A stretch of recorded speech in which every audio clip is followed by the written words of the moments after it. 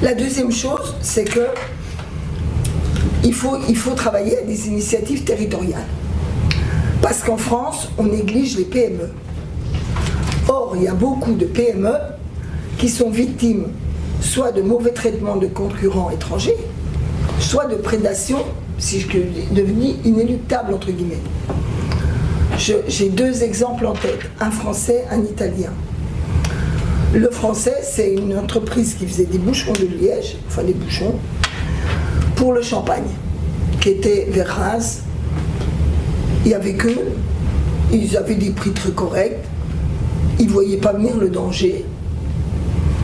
Ils ont été pilonnés sur Internet par des concurrents étrangers qui les ont discrédités, etc. Et ils ont commencé à perdre les marchés. En plus, avec du dumping social, et toute une série de producteurs de champagne ont pu faire appel à eux. La boîte a quasi disparu. Heureusement, ils ont pu remonter parce qu'il y a quand même des solidarités territoriales. Ils ont pu un peu remonter sur le cheval, aller voir les différentes marques de champagne locales. Enfin, ils ont été au bord du gouffre. Dans un autre domaine, il y avait une des grandes entreprises exportatrices de raisins italiens qui exportaient dans l'ensemble de l'Union. L'Union signe un traité de libre-échange avec la Tunisie, disant qu'on va augmenter l'importation de raisins. C'est le même, le raisin italien et tunisien se ressemblent comme deux gouttes d'eau. L'italien, il ne regarde pas tous les quarts d'heure tous les traités de libre-échange, il ne voit pas forcément venir la menace très vite. Et par ailleurs, comme les Tunisiens savaient qu'ils allaient avoir ça, eh bien, ils ont piraté leur fichier client. Donc non seulement le libre-échange leur donnait une chance de pouvoir étendre leur marché et piquer celui des Italiens, mais en plus, ils leur ont piqué le fichier, et l'Italien, et lui, il s'est retrouvé vraiment en rade. Bon.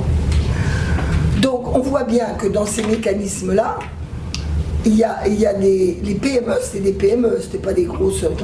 Les PME sont beaucoup plus vulnérables encore que les grandes entreprises dont on parle à juste titre, parce que mais on devrait pouvoir mieux prévenir.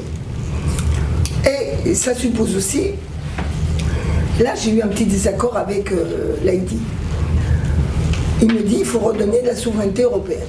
Oui, je rappelle que Ali Laïdi, j'ai cité tout à l'heure, il a travaillé sur ce projet. Oui, c'est lui qui est journaliste et docteur en sciences politiques. Voilà. Et lui il m'a dit qu'il faut restaurer la souveraineté européenne. Évidemment, j'ai été député européen, je suis pour la souveraineté européenne. Mais je vous le dis tout net, 70% de nos échanges sont intra-européens et nos partenaires européens, eux, ils ne sont pas les loups ravis avec nous. Hein. Ils mènent une guerre économique avec nous. Et notamment sur l'énergie, l'Allemagne a mis en place des stratégies pour dissuader l'autonomie et la souveraineté énergétique française sur bien des domaines. Hein. Donc, ce que je veux dire par là, c'est que la question de la souveraineté, il faut travailler à la souveraineté européenne, mais beaucoup à la souveraineté française. Ça ne veut pas dire se fermer, hein, parce que si vivre en autarcie, ça ne marchera pas. Donc, par rapport à cela, ça suppose qu'on regarde de près ce qui se décide en Europe, et notamment les fonds européens.